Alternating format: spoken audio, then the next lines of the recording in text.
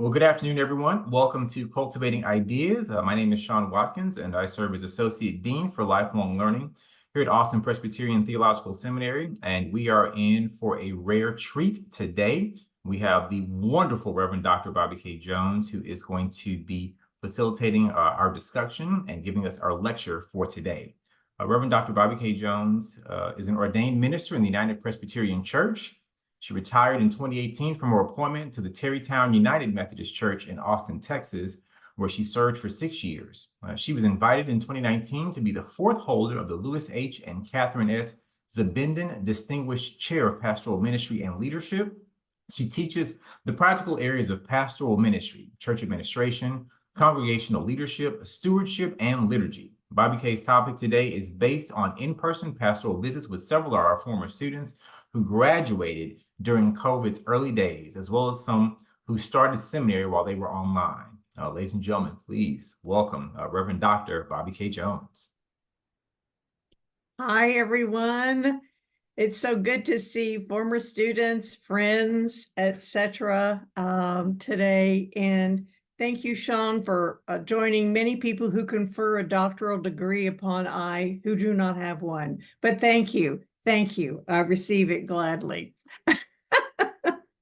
Let's take a breath. I know I could use one. I just came into my office from a wonderful senior sermon, and I am overflowing with gratitude for being here today with you and for Sean and Michaela, what you all are doing to facilitate these conversations. It is good to be together. So here's what I am hoping for our time together today. These four things. First, I'm going to remind us about our seminary context for this presentation on commiserations and commitment. I'm going to reflect on the broader cultural dashboard about pastors and congregations. I'm going to report from the road what I heard and what it meant. And then we'll have time for comments and questions. So that is what I am hoping for us in our time. And as we begin, let us pray.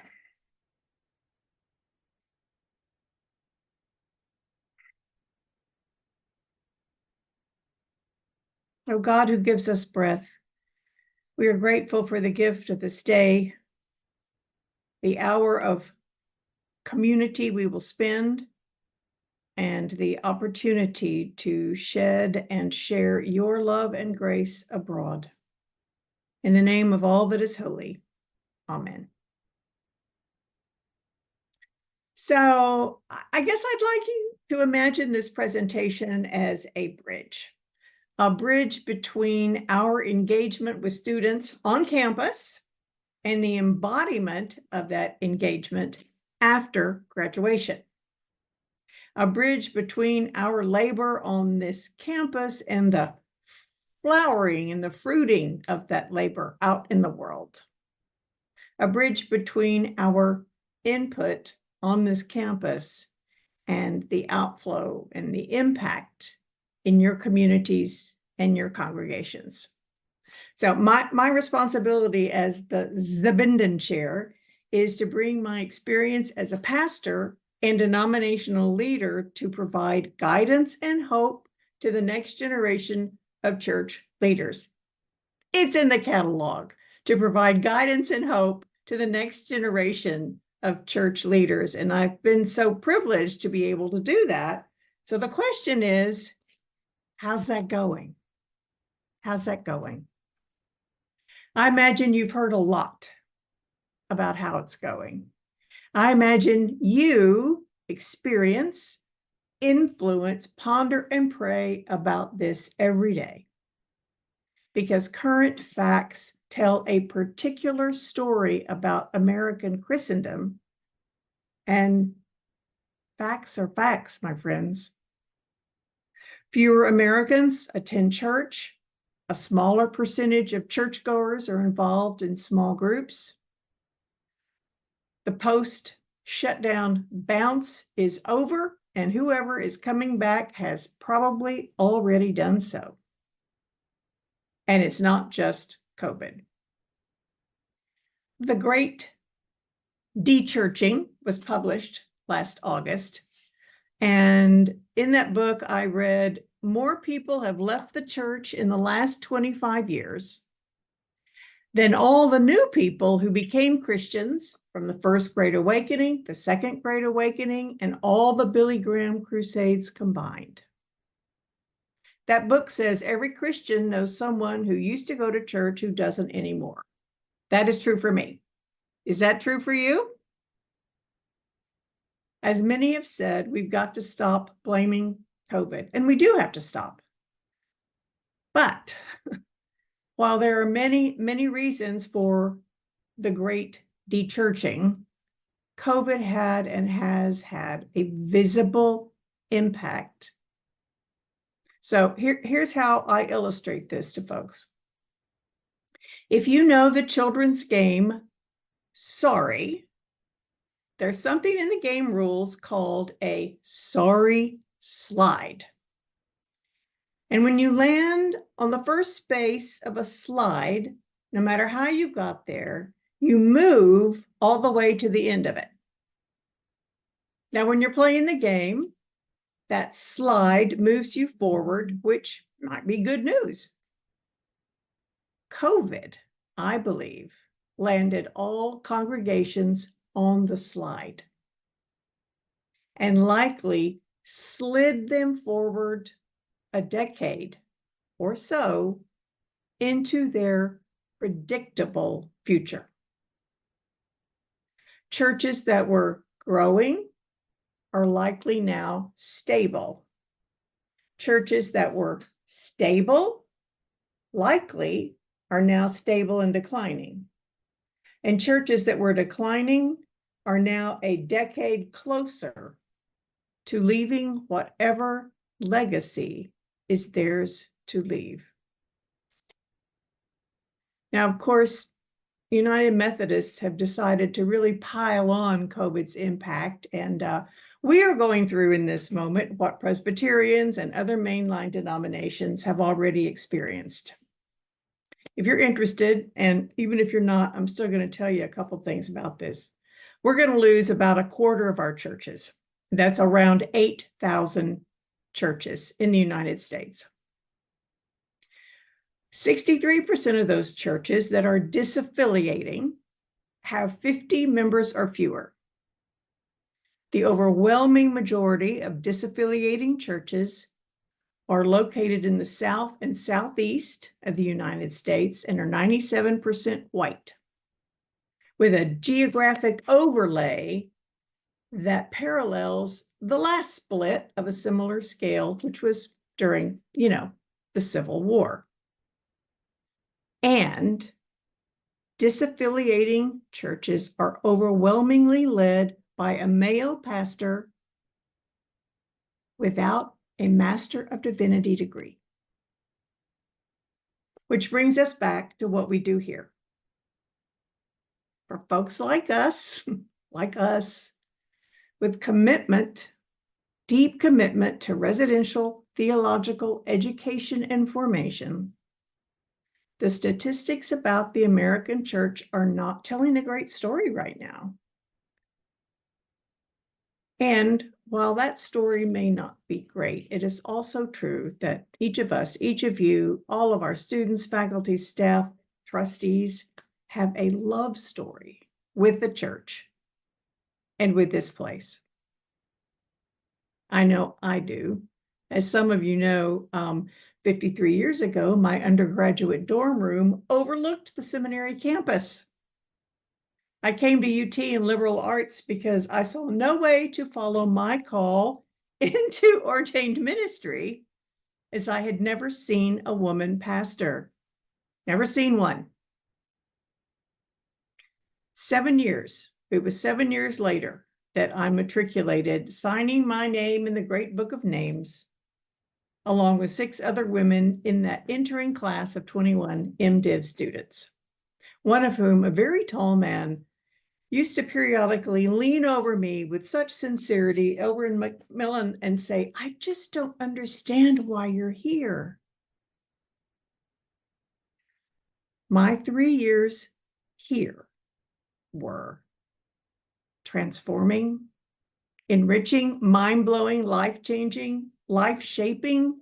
I can tell you moments, the class, the lecture, the professor, the fellow students, when theological education, formation embedded in me.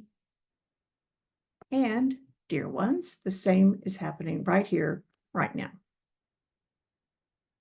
I wish every one of you could have been at midwinter for the lectures and preaching, of course, but also to hear our students as they stood to ask questions, testifying about their experience here.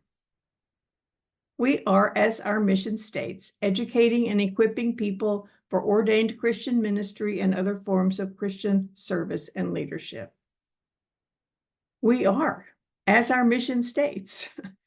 Every time you leave any portion of our campus, even the walking path by the creek, the sign reminds, come to learn, depart to serve.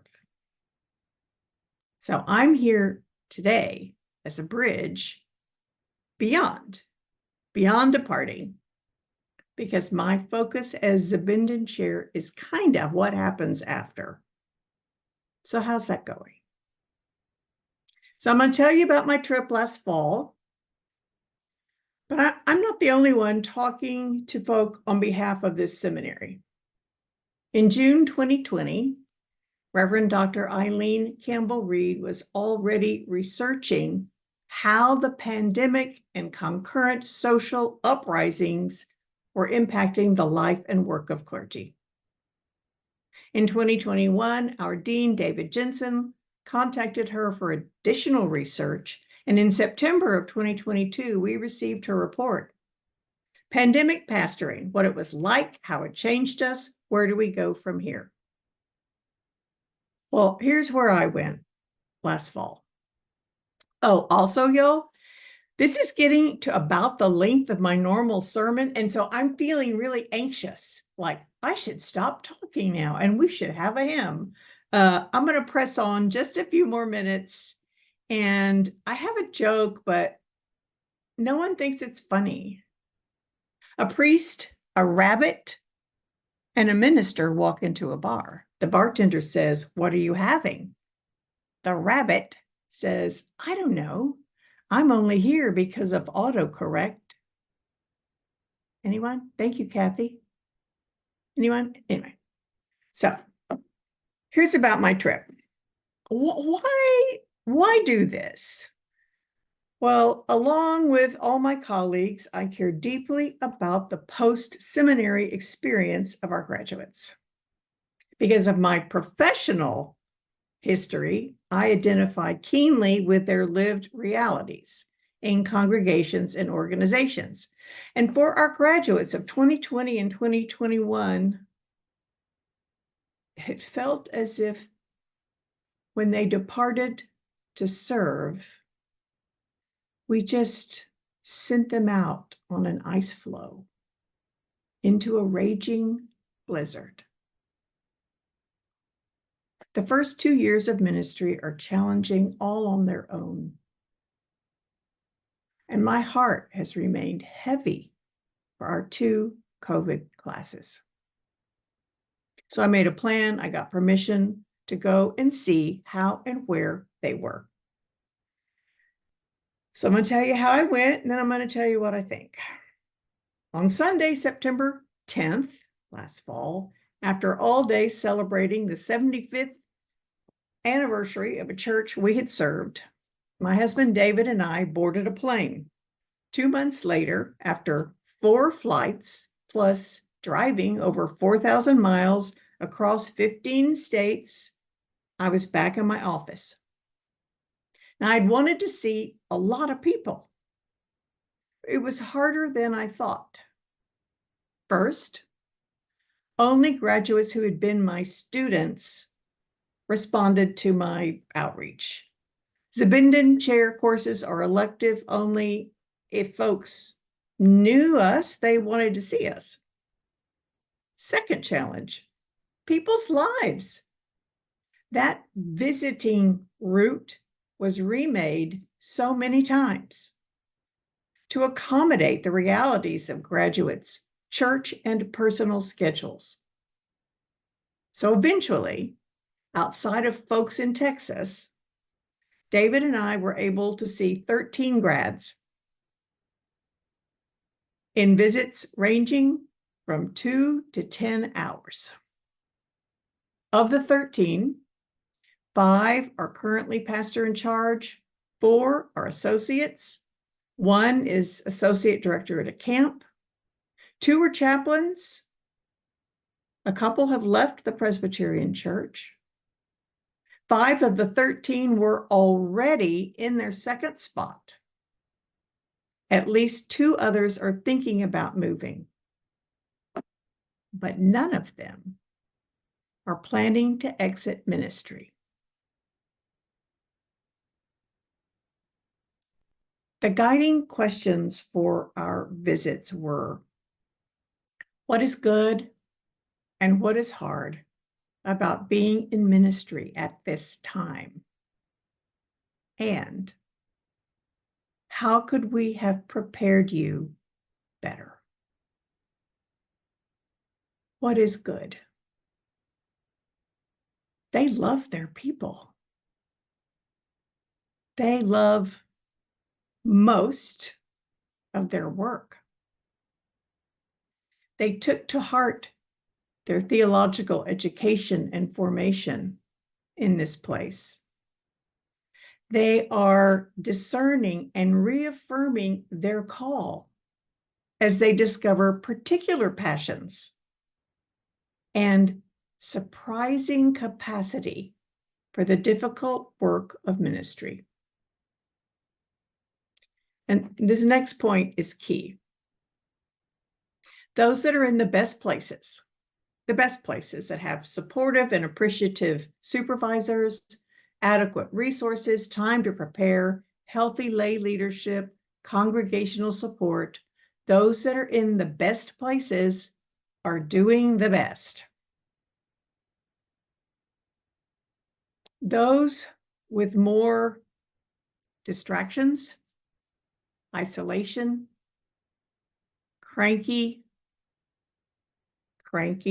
colleagues or congregants, old unresolved church conflicts, secret missions, under-resourced, overworked, those folks are doing less well. Which brings us to what is hard. So right before we left on our trip, that viral Great Resignation blog post made the rounds of Presbyterians, citing a recent Barna Group poll reporting the following difficulties with ministry. The immense stress of the job, 56%. Feeling lonely and isolated, 43%. Current political divisions, 38%.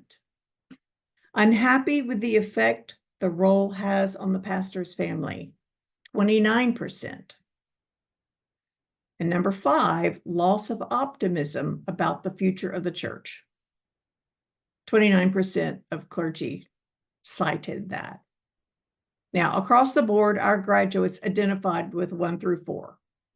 Stress, isolation, politics, family, but not with 5.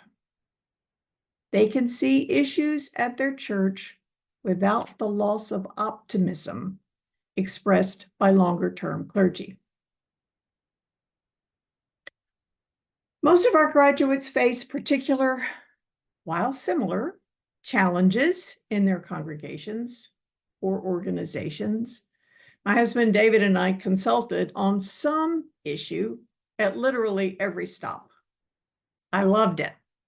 It was so satisfying to bring a combined 80 years of experience, time to listen deeply, to ask questions, and process together. And what are they facing? You can probably answer that yourself. I know the pastors in this room can. What do you think discourages our graduates? Just pop 1 or 2 words into the chat if you can imagine what discourages our graduates.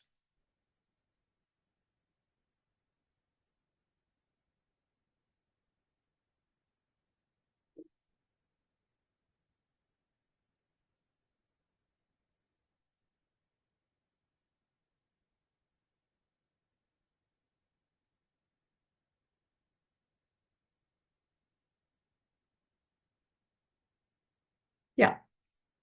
Yes, yes, yes, yes, yes, yes, yes, yes. And as I heard from every single woman, and as Eileen Campbell-Reed previously reported, our women graduates in 2023, 2022, 2021, 2020, indeed experienced the consistent drip of sexism. Our women graduates get patted on the head. I mean, literally, not just figuratively. One of them had a finger waved in her face and told her not to be so direct. I'm just saying. So what is hard? This season in American Christendom is hard. Starting around 2008, United Methodists were asked to face the possibility of deep change or slow death.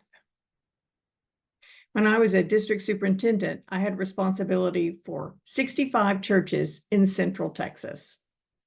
By looking at 20-year history of a congregation's vital signs, membership, attendance, deaths, baptisms, outreach, I could then, and probably could now, tell just about how long a church had. And I worked diligently and compassionately with many churches, resourcing them in ways to take steps toward new life. But I cannot tell you how often I heard, I just want my church to be open long enough for me to be, you know what I'm saying, buried here. So I read recently in an article from a church consultant from a more evangelical tradition, perhaps, but he said their firm had had more requests for consultations in 2023 than ever in his career. And he was often asked by those seeking consultations, what is your success rate? He tells them it's about 50%, which nobody likes that. And when they say, well, why? He says, because congregations don't want to act on our recommendations. They pay us to bring our wisdom to bear on their particular situation, their particular pinch or pain, and then they don't listen to what might help them. And he gives 4 reasons that has been true. First, recommendations often include a plan for the church to be more faithful to the Great Commission. And that is the recommendation most often resisted. And I know and you know that research says the biggest barrier to new people coming to church is that current members don't invite them. If someone is invited to visit a church by a trusted friend, they almost certainly will. And the biggest barrier to new people staying is that current members are often interested in their participation in their pocketbook, but not their perspective. Come help us do what we are already doing. You know, just what we're already doing. So that's number 1. Number 2, church members focus and fight over even the most minor recommendations. They don't get to the major things because they will spend hours resisting new signage or removing a few pews. Number 3, church members are ready to accept change until the change affects them. So the consultants show up saying, we will likely recommend changes. And people go, that's fine, until the recommendation impacts their worship service or the room or time or day, their small group meets. You know what I'm talking about. So now remember my questions on the road. What is good? What is hard about being in ministry at this time? What is good? We have provided transforming, enriching, mind-blowing, life-changing, life-shaping theological education, and our graduates, more often than not, even in the really good places, walk into positions where, number 4, church members expect a silver bullet. More young people, a younger pastor, a different leadership style, shorter sermons, longer sermons, more scriptural, more relevant, more justice, less political. The unspoken expectation is we'd like our church to be about 1% shinier than we are, and we'd like you, the new pastor, our recent graduate, to make it so, while also not changing anything that matters to me. So I'm learning to be ready for wise words to come from our president's lips.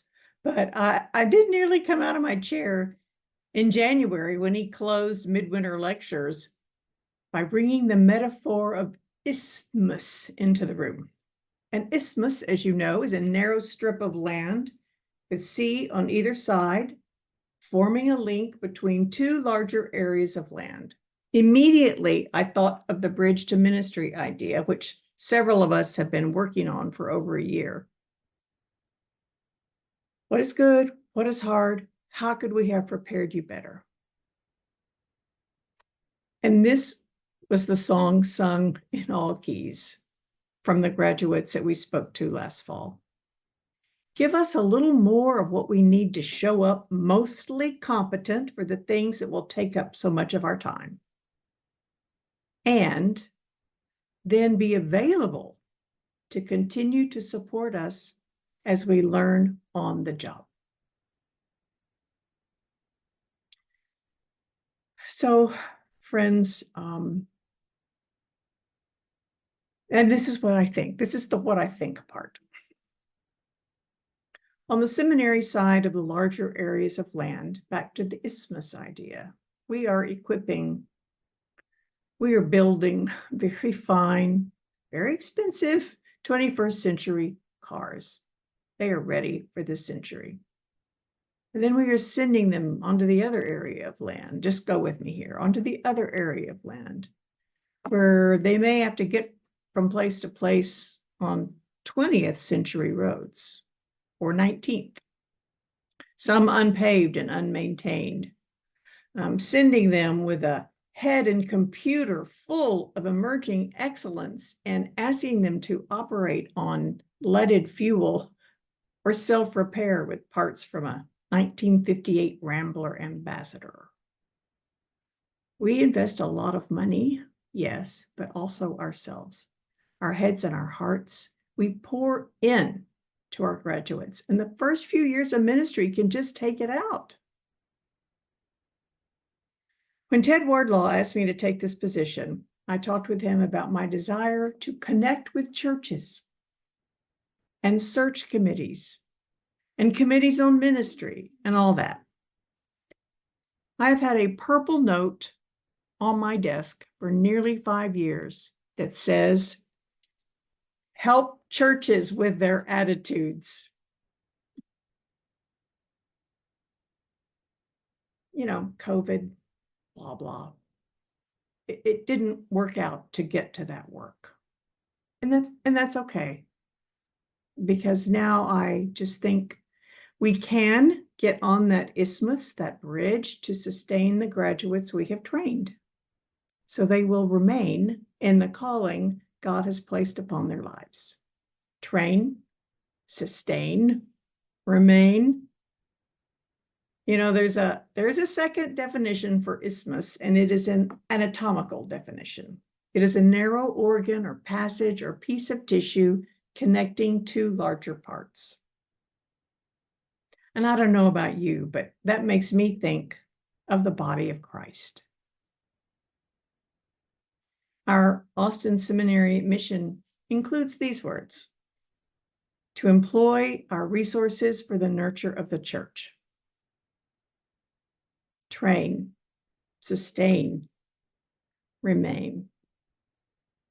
So what more can we do to bring our experience, time to listen deeply, ask questions, and process together. To bridge our labor on this campus toward the flowering of the fruit, to bridge our input toward the outflow. God's work in the world, in your communities, in your congregations.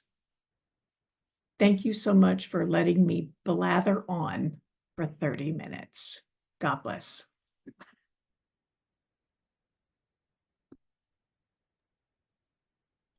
Reverend Dr. Bobbi Kaye Jones, that was outstanding. Thank you so much. Thank you immensely. In the African American tradition, we bestow respect on you at the highest level, from teaching and preaching, by calling you a doctor, whether you have one or not. That speaks to my affirmation of you and what you just presented to us. That was outstanding. Thank you immensely, truly, for that. We've got some time for discussion. So if you've got questions for Reverend Bobbi Kaye Jones, by all means, please drop those in the chat. We'd love to be able to hear from you if you've got questions and thoughts. We're going to interact for about another 20 to 25 minutes or so before we call it. So specific questions on what she referenced.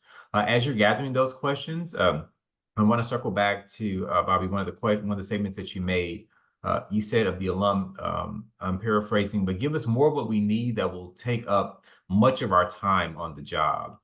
And that is just an excellent and amazing reflection. I got licensed to preach in the Black Baptist tradition back in 2005. I came on staff with InterVarsity, which is an evangelical organization, in 2005 to do ministry.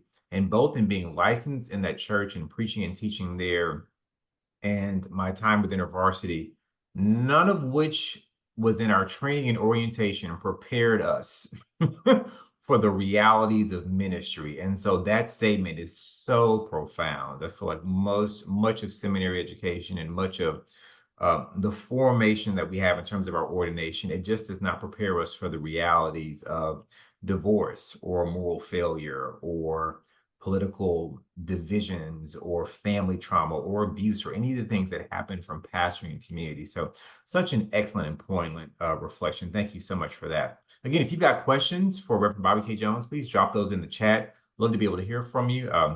If you're able to, and you're in a place that has good sound, so there's not, a hurricane behind you, you're more than welcome to come off mute and ask those questions as well too. Again, we'll have a dialogue for about 20 minutes or so. Yeah, I'd love to hear, more voices from the road.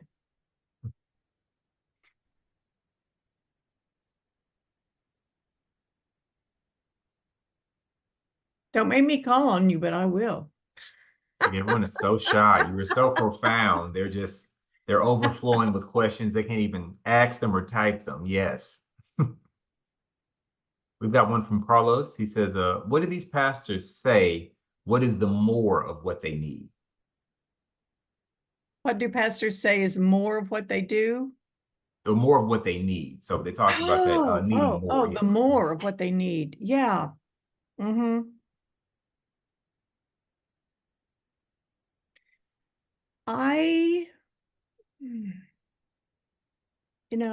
It's a little bit different for everyone, as it should be.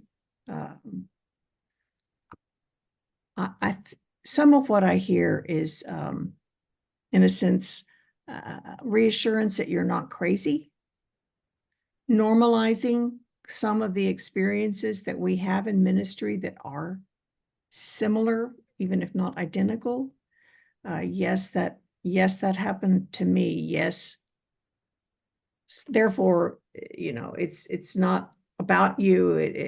You didn't cause certain things. The way organizations behave, churches of a certain size tend to function very similarly. Churches at similar points in a life cycle are going to function similarly, and so I think it's the management of relationships and people is really, I think, at the heart of what can be so hurtful and cause pinch points, pain points. Absolutely wonderful. Thank you for that. Yeah. Other folks, questions for Reverend Bobbi Kaye? Yes, yes. Did the folks, yes, yes, they did seem to be helpful. And that was, that was a great blessing, to hear that they were experiencing all the hard things, and yet they were not, giving up on the purpose of the church, as having a role and a place in this hurting world.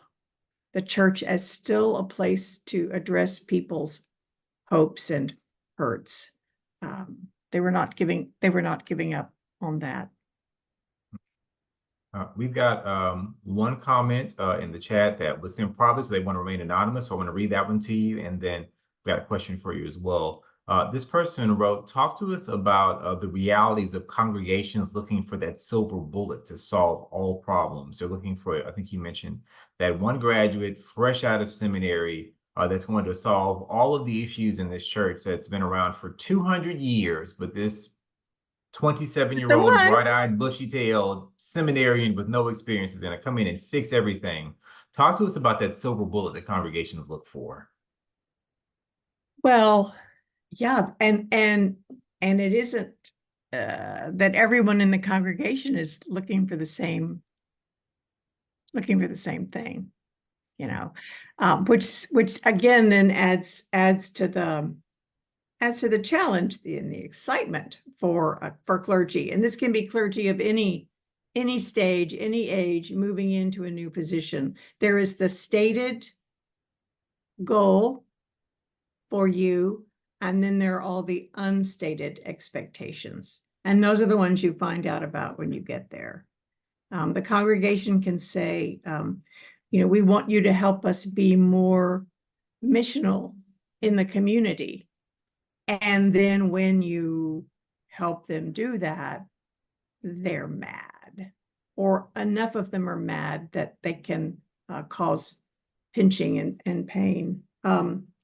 So the silver bullet can always be something that you, the pastor, cannot deliver. I can never be younger. I can never be a man.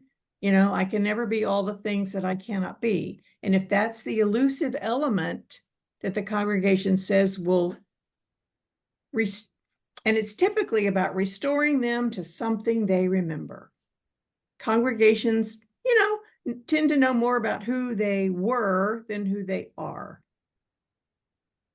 And there's that longing for going. Yeah, I'm looking over here.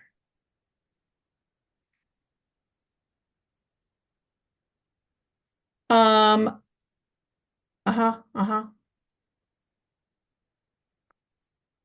I'm looking at Gloria's comment and question. And I am I'm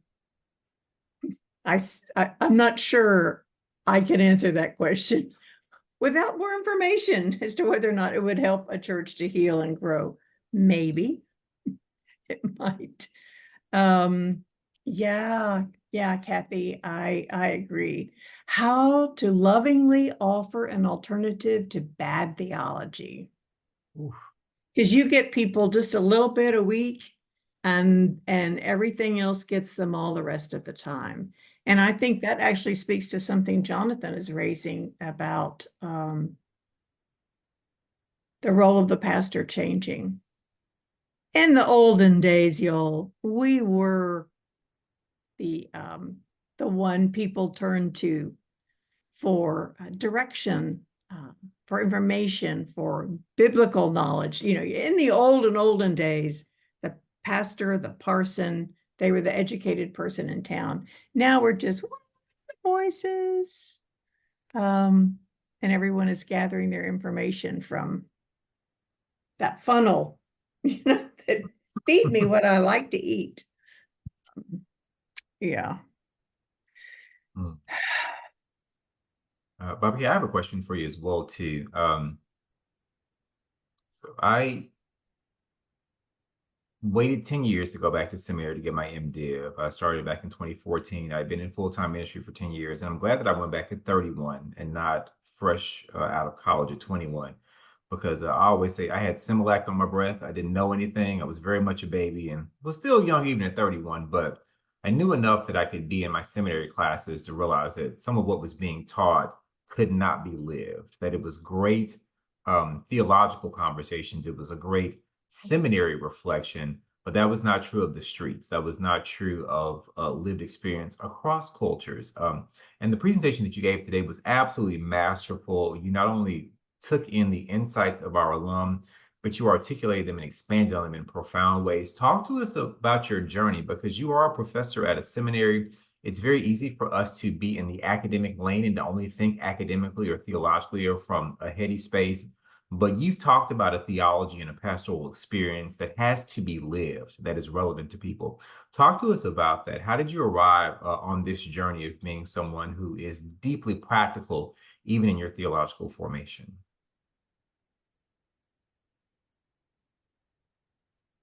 I think, to say it fairly quickly, I didn't know if I would make it through my first year, and I made it 40 years. Hmm. And so I just kept trying to show up and learn.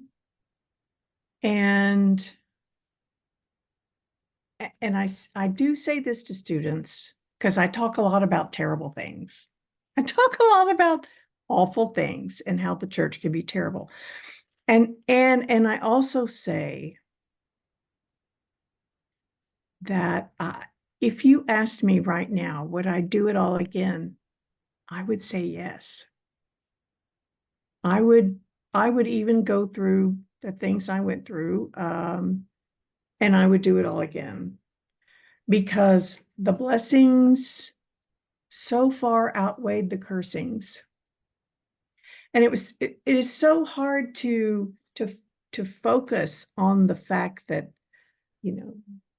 these people really don't like me, but these people over here, we are having some, just like in seminary, some transforming, life-changing conversations that then go on to multiply grace and goodness in the world. And we heard about this in our senior sermon today, but that is, multiplying grace and goodness, continuing to love in the face of not love. That is what my faith calls me to. And I see so many living that. I'm a good Methodist. John Wesley was like, first, do no harm. Do good, do no harm, stay in love with God. And really what I'm trying to do in my work here is reduce harm for clergy. I want our folk to get out of here and at least remember, oh, Bobbi Kaye said this might happen. It's not about me. It's not my fault. I didn't do it. It's just the way things are. So if I can make any of our graduates' day, week, month, or year a little lighter, then that's why I'm here. I love it. That's excellent. AJ's added a reflection. Thank you so much for sharing that. AJ's added a reflection in the chat as well too. They say that's so encouraging to hear about not knowing if you would make it through your first year. As a second career MDiv student, the first year of new career feeling impossible resonates.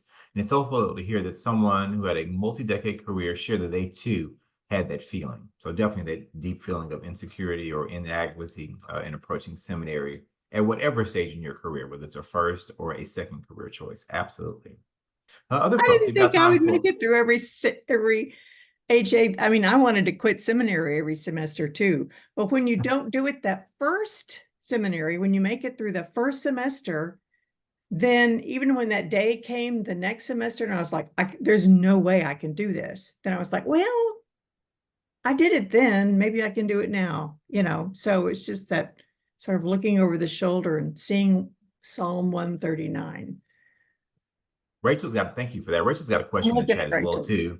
I just went through the process of seeking a call last summer, and so many churches were seeking a pastor for two churches because one could not sustain a full-time pastor. This requires in some ways a special skill set rather, and strong boundaries. How could seminaries help prepare us for that is we are seeking to become more and more the reality.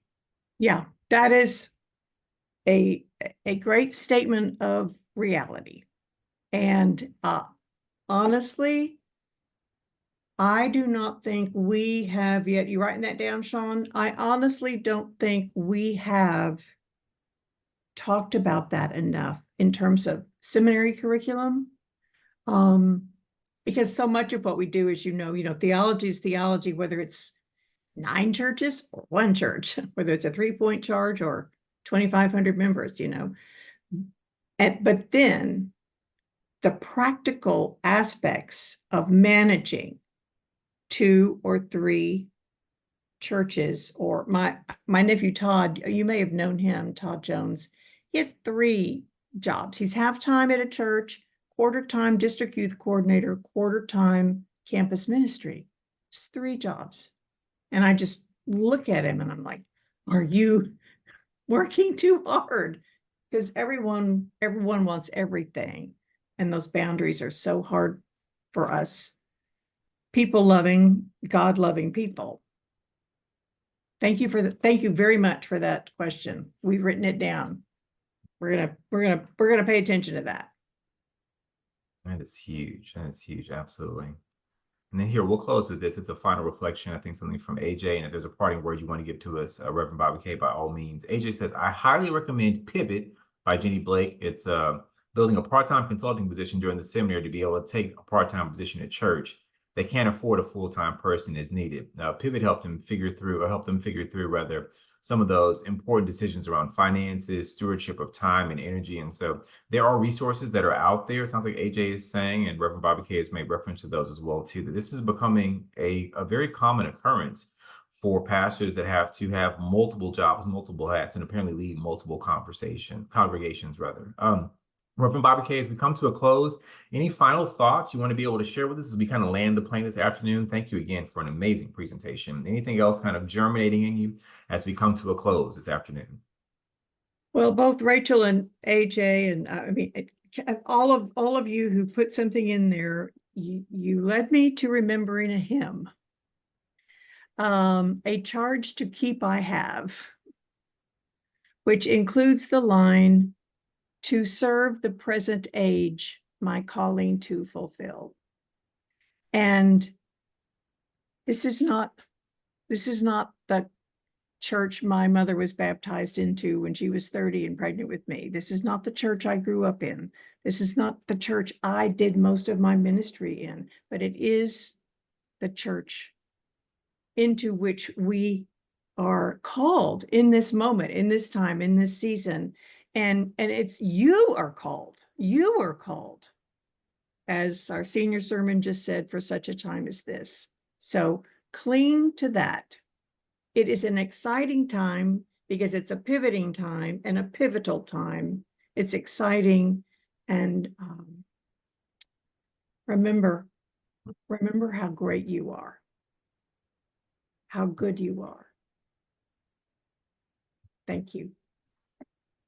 Wonderful, wonderful, wonderful parting pastoral words. Thank you so much, Reverend Bobbi Kaye Jones, for sharing with us these reflections from alumni. Hope this has been a gift and a privilege to each and every one of you. Join us next week. Reverend Dr. Andrew Zersky will be presenting for us as well. And so until then, take care. And we hope you have a fantastic day. Blessings, everyone.